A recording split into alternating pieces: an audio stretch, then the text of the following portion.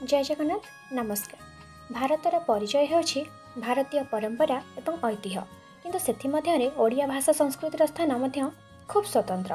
आपण जानी गर्व अनुभव करेंगे जे विकिपीडिया तथ्य अनुसार विश्वर 7102 भाषा मध्य ओडिया भाषार स्थान 37 एवं ताठारु बड़ कथा है दीर्घ साहित्य इतिहास एवं अन्य भाषा को धार न करने ओडिया हेउछि षष्ठ भारतीय भाषा एवं पांडुलिपि संख्या अनुसार ओडिया भाषार स्थान द्वितीय।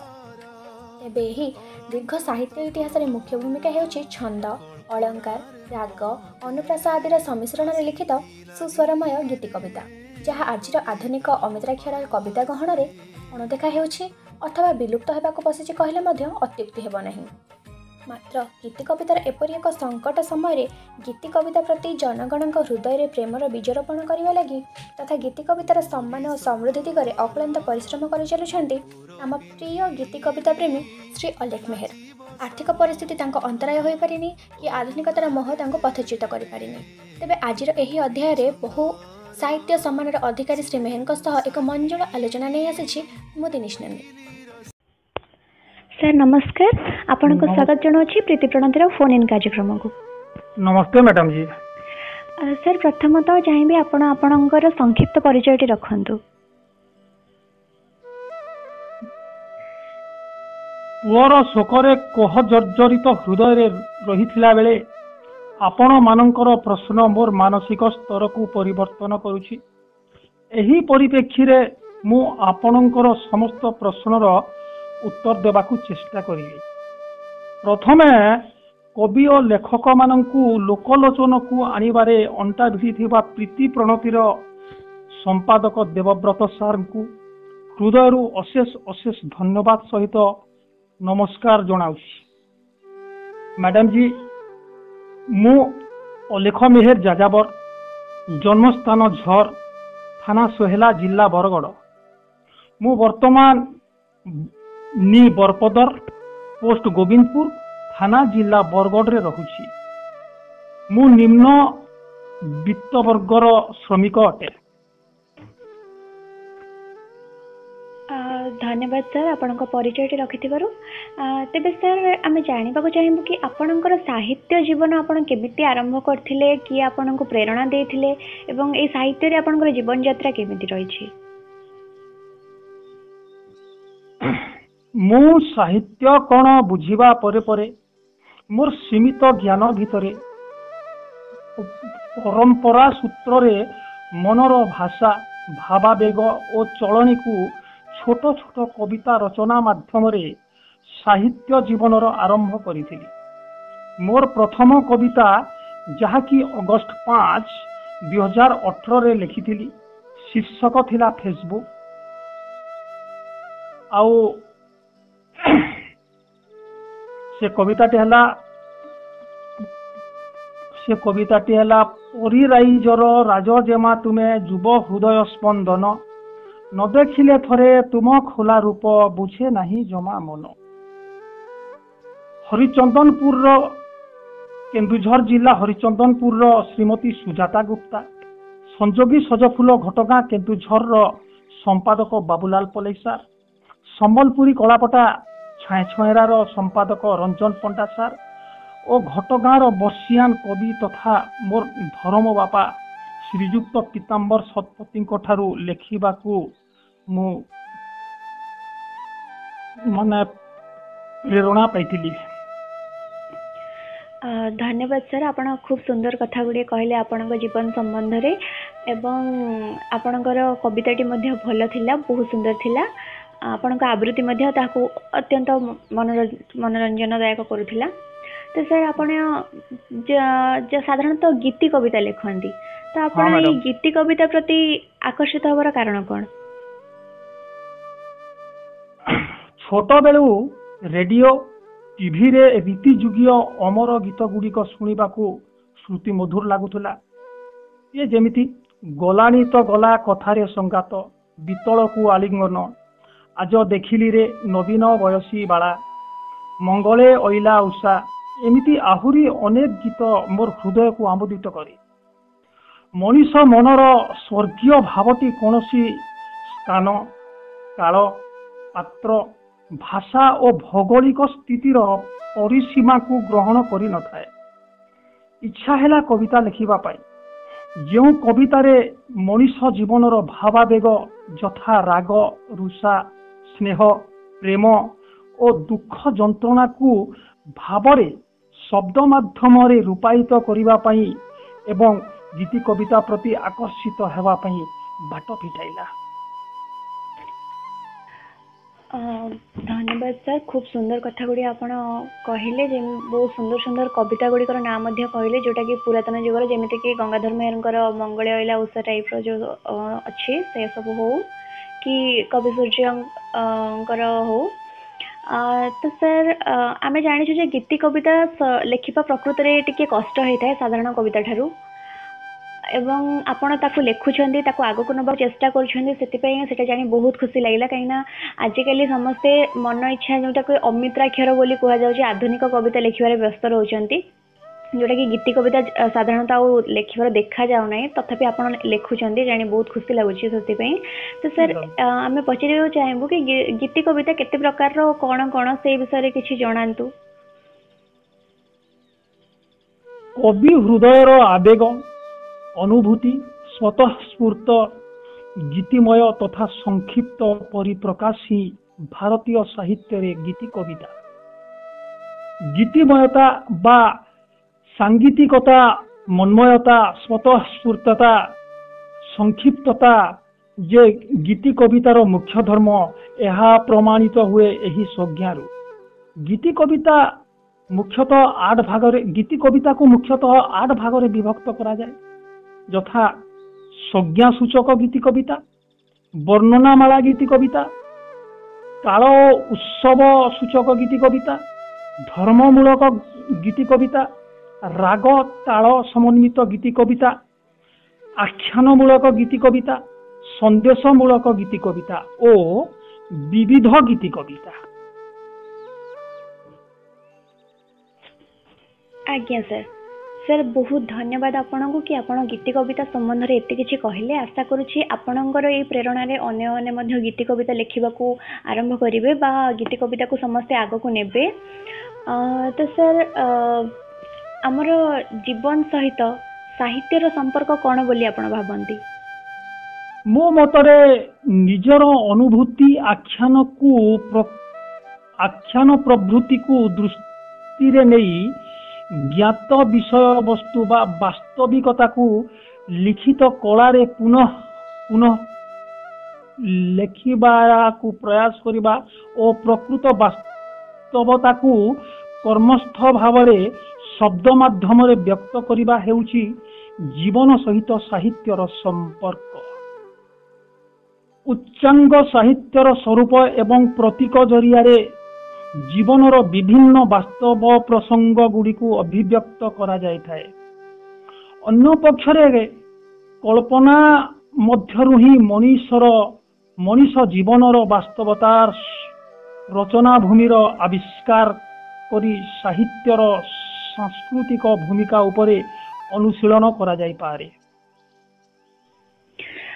খুব সুন্দর কথা কহিলে স্যার, এবং আপনার এবে বর্তমান যেমনি কহিলে কি সাহিত্য জীবনর বাস্তবতাকে প্রতিফলিত করে, বোধহুয়ে সেইপাই সাহিত্যকে জীবনর দর্পণ মধ্য কুহযায়, সমাজর দর্পণ মধ্য কুহযায়। তো ধন্যবাদ স্যার। বর্তমান পচারিବାକୁ চাহিবি সঙ্গীত ও সাহিত্য কিপরি ভাবে জড়িত অছন্তি পরস্পর সহ? মଣିଷ ଜୀବନରେ ସବୁବେଳେ ସଙ୍ଗୀତ ଓ ସାହିତ୍ୟ ଅଙ୍ଗାଅଙ୍ଗୀ ଭାବେ ଜଡ଼ିତ। ସଙ୍ଗୀତ ଶୋଷିତ ସମାଜର ଅମୋଘ ଅସ୍ତ୍ର ହୋଇଥିବା ବେଳେ ସାହିତ୍ୟକୁ ମଣିଷର ଜୀବନ ନେତ ରୂପେ ଗ୍ରହଣ କରାଯାଇଥାଏ। ସେହିପରି ବିଭିନ୍ନ ସାଂସ୍କୃତିକ ସଂସ୍ଥା ଓ ସାରସ୍ୱତ ଅନୁଷ୍ଠାନମାନେ ସଙ୍ଗୀତ ଓ ସାହିତ୍ୟ ପାଇଁ କବି ଓ ଲେଖକମାନଙ୍କୁ ଉତ୍ସାହିତ କରିବା ପାଇଁ ବିଭିନ୍ନ ପ୍ରକାରର ପୁରସ୍କାର, ଉପଢୌକନ, ସାକ୍ଷାତକାର ମାନ ଆଦି ଅନୁଷ୍ଠିତ କରିଥାନ୍ତି।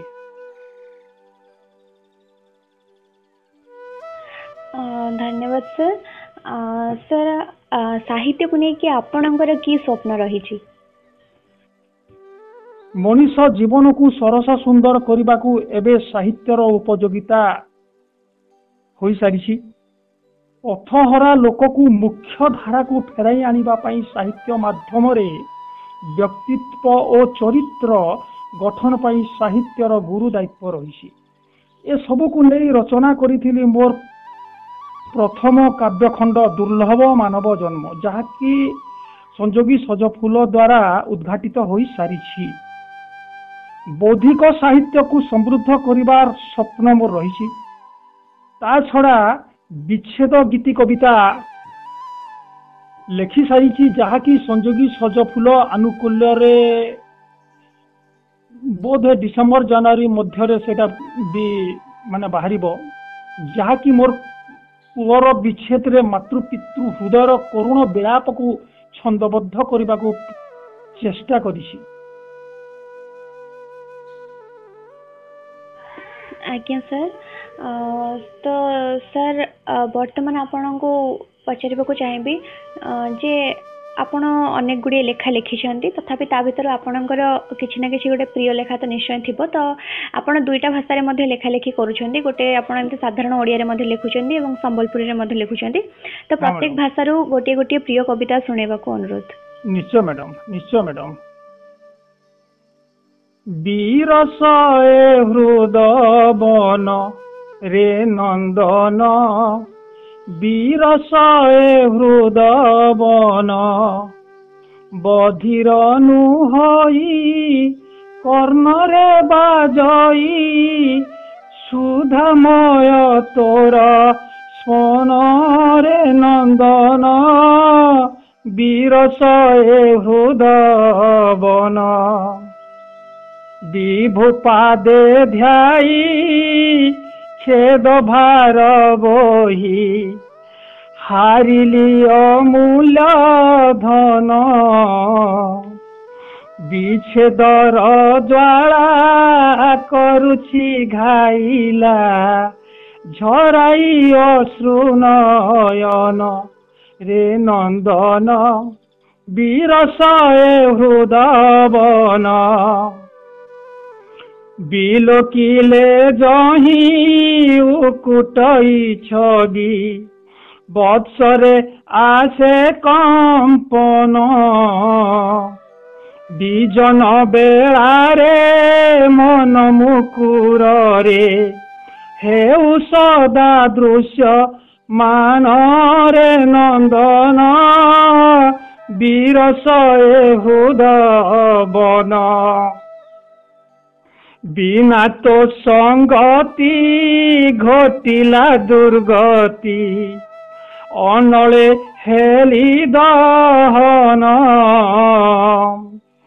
बाचालता छाड़ी मौने गली बुड़ी बांधिला तते मनरे नंदन बीरसए हृदवन बैरी नुहई बरजी नुहई जड़ाई मारई सुना झरा सेई दिन बयस 17 बासिला तर एबे मो गणा सुन रे नंदन बीरसए हृदवन बधिर नुहई कर्णरे बाजई सुधामय तोर स्मरण रे नंदन बीरसए हृदवन।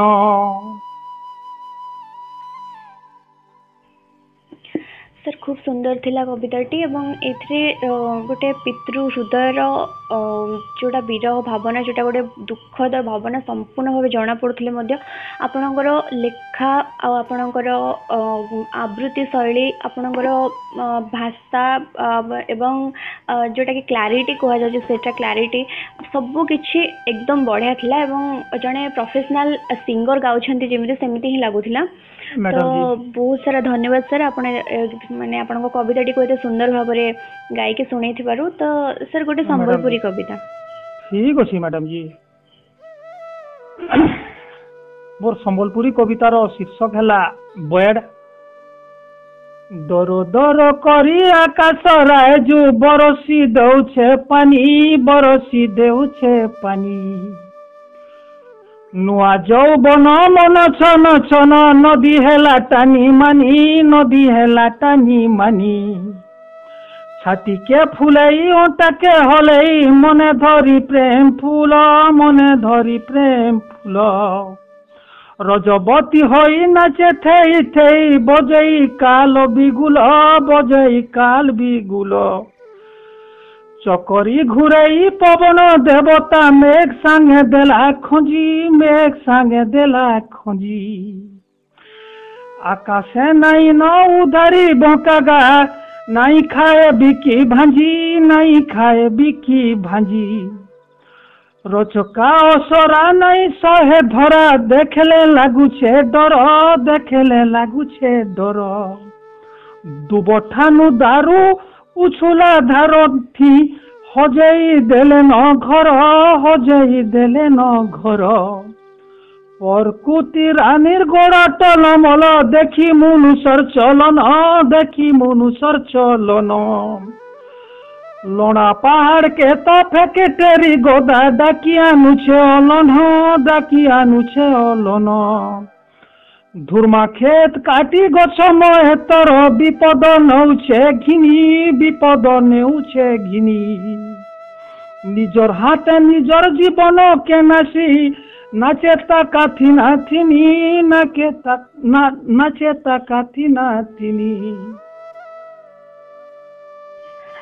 खूब सुंदर थिला आपनकर कविताटी सर एवं एटा कहबाक चाहिए कि आपण साधारण ओडिया कविता रे हो कि संबलपुरी भाषा रे हो माने संपूर्ण भाव में आपण जड़े शुद्ध गायक परी गाई पारुछंती एवं दुईटा जाक कहा साथी कहार रिमिक्स रहुनी एटा सबुठ बड़ गोटे यूनिकनेस रोचे कि आपण बहुत सुंदर भाव में गाउछंती एवं कविता गुड़िक खूब मन छुआ शब्द संयोजना उच्च कोटीर रोचे बहुत सुंदर थिला सर तेबे आपण समाज को कौन वार्ता देबाक चाहिए?